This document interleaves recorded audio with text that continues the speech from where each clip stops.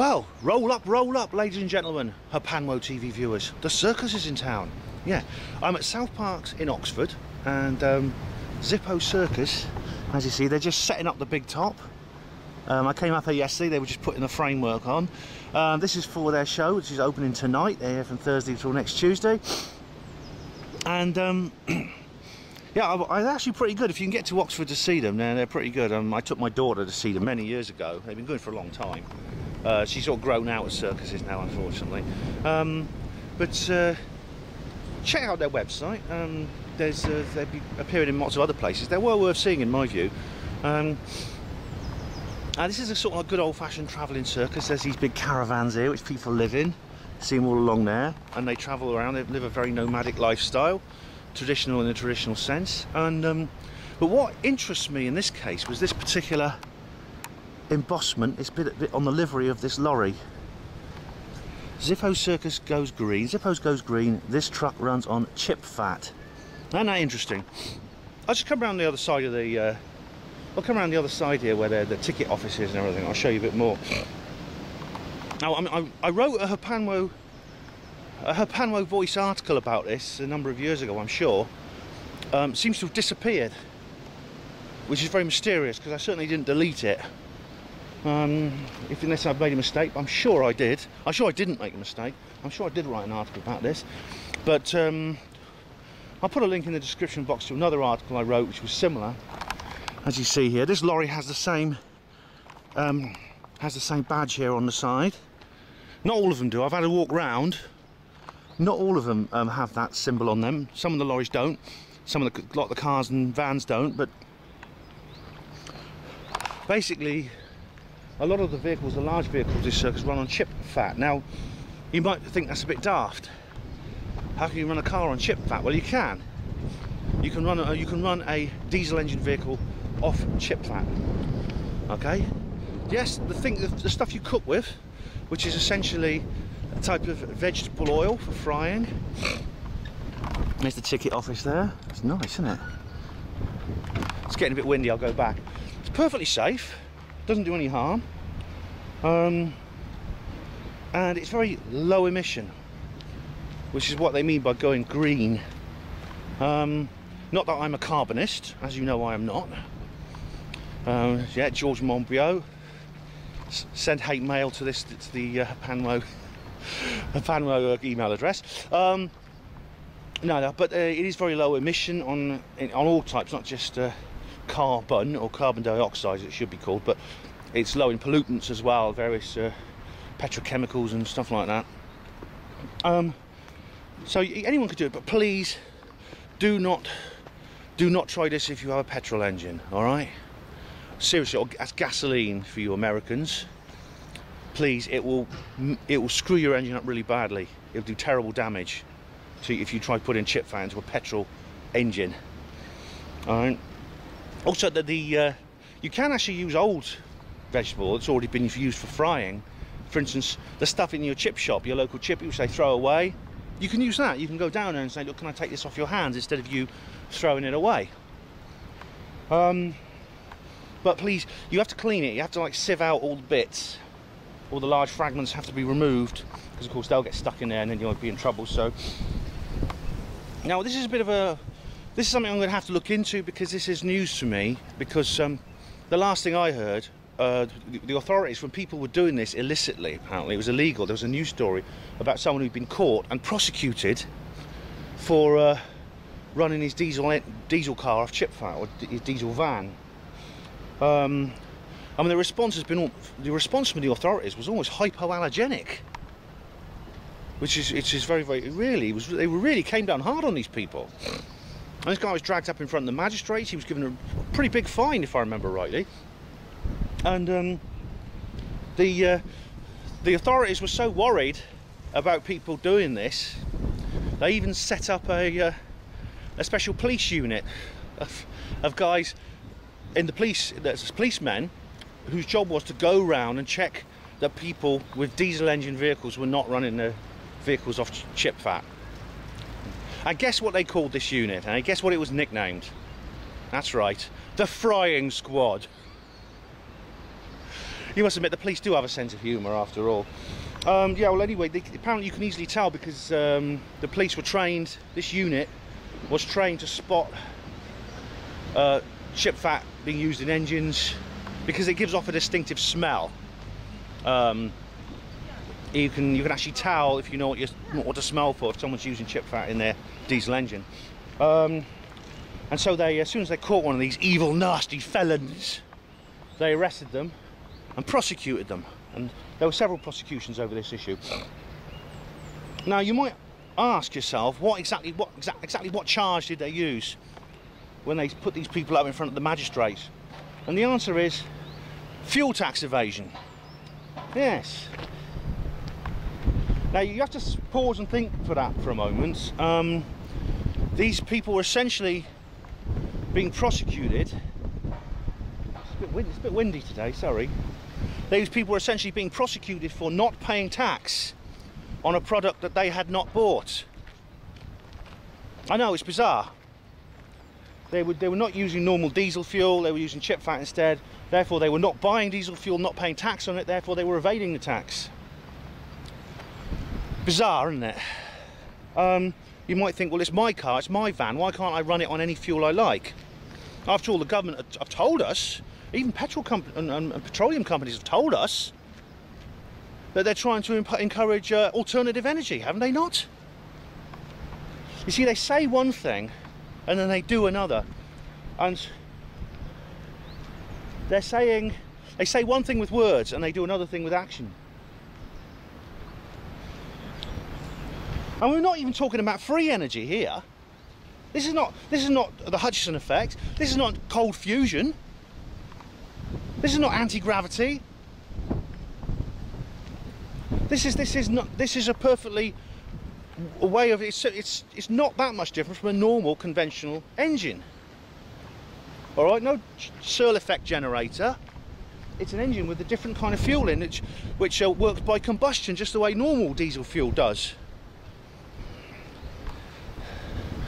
So, for them to react the way they did over someone running a normal engine in a conventional way, just using different fuel, which they probably, I don't know if cooking oil is actually taxable. I don't know if they, because I mean my attitude is, well, didn't they pay VAT on it when they bought it anyway? For the authorities to react like that to something comparatively minor, do you honestly think that they would just be really, really pleased and say, oh, we've discovered cold fusion, that's okay, we don't need the petroleum industry anymore? The Hutchison effect, yeah, let's all use the Hutchison effect, let's fly around in zero gravity cars. And you think they're going to say that? Oh, apparently Nikola Tesla discovered free energy 120 years ago, so we're now all going to have free energy. Yeah, I mean, honestly, I mean, you can. Yes, if we're only waiting for someone to make this breakthrough, and then everything will be, and then everyone will have it. Oh, please, naivety city.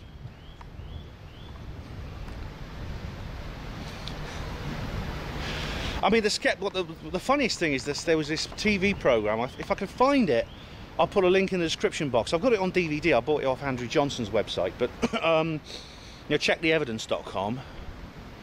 But there's this thing called what's it called?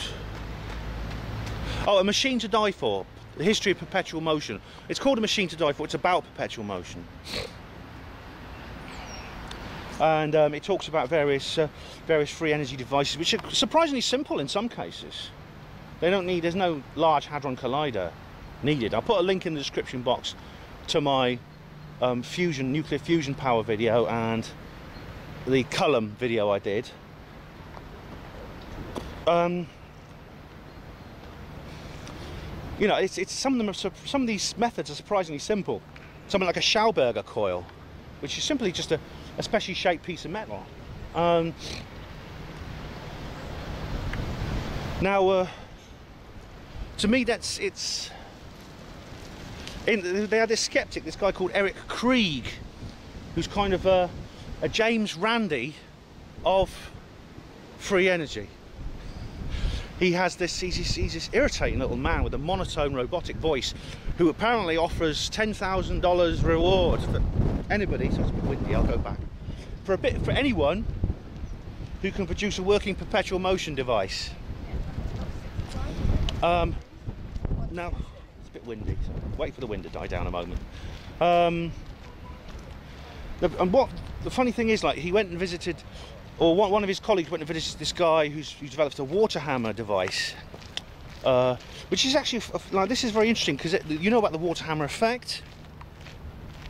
The water hammer effect is when sometimes you turn on a tap or flush the toilet at home, you hear this horrible growling sound from the pipes. You know, it makes it a growling, rumbling sound. It's kind of shake an entire building. Believe it or not, sometimes, I don't think in every situation, but sometimes that's actually a free energy effect. It's actually a 0-point energy, vacuum energy generating system. Now, this guy apparently somewhere in Texas or Minnesota or Mississippi or one of these sort of like places has devised one of these things and used it as a generator, and a local fire station is using it as fuel. They're actually fueling their fire station with it. It's like some areas are now using Brown's gas. The thing is, what was it? Yeah, this guy says as he's driving away, because he says he couldn't find any free energy effect from this particular system, but he says, well, really, they can either do science or they can do business. If they can't, you know, if they're not going to do science properly, they should just sell the excess energy. Well, this guy's already doing it, but he's not selling it. This is the thing, they say anyone who invented a free energy device would win a Nobel Prize and be a billionaire from all the money they make off it. This is ridiculous. This is ridiculous. You cannot sell free energy.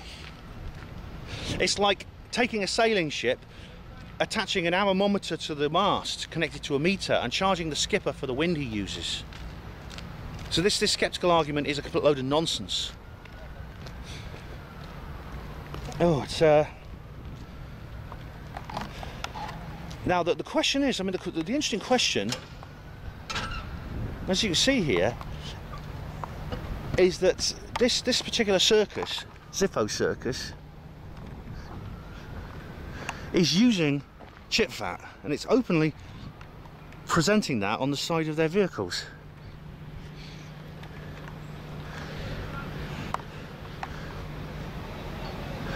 So why is that? I mean, I think I'll have to check this out, because it could be there's been an update in the legal situation since I last covered this subject, so we're going to have to check that out, Hapanwo TV viewers. I think I'll go and do that now. Right, well, I've done a bit of thorough in-depth research, and apparently if you Google chip fat fuel, a large number of hits you get. All these pages, and this is the interesting one. This is from Manchester Evening News, published April the 19th, 2010, and it talks about this, and it says, well, what about the Chancellor? So it brings up the subject of tax. On tax on fuel, which is again the contradiction which I spoke about earlier in this film, has not been really pointed out. The contradiction that what about tax on paying tax anyway? Why should you be taxed anyway for not using, you know, why should you be prosecuted for not paying tax on a product you haven't bought? So if you haven't bought diesel oil, why should you be prosecuted for tax evasion, for not paying the tax on that fuel? It says here, the law changed last year to encourage people, that must be 2009, to encourage people to experiment with new forms of fuel. A motorist who uses less than 2,500 litres of chip fat fuel each year, that's 50 litres a week, doesn't need to pay any tax or duty. Those who use more than 2,500 per year must register with Her Majesty's Revenue and Customs and will pay excise duty for fuel above that limit. If the fuel meets a level of purity set by the government, then excise duty is discounted by 20p from the standard rate of 50.35 pence to 30.35 pence per litre. Fuel which doesn't meet the required purity standard is taxed at the standard rate. The standard duty and VAT burden on a £1.25 litre of diesel is 69p, which would remain in your pocket rather than the government's coffers if you burnt less than 2,500 litres of vegetable oil each year. Well, I mean, I haven't looked into this in any depth, but surely there must be lots of loopholes in that and lots of traps, pitfalls. For example, now I don't have a car. I've never owned my own car. I haven't driven for years. 2,500 litres. Well, I don't do... What's gallons? I mean, I still work in gallons. I can't do this European Union crap. Chip fat fuel each litre, 50 litres a week. Is that a lot? Presumably a large vehicle like that lorry would need more than that. So it's pretty unlikely that you would get away with not paying tax on the fuel you use in that lorry.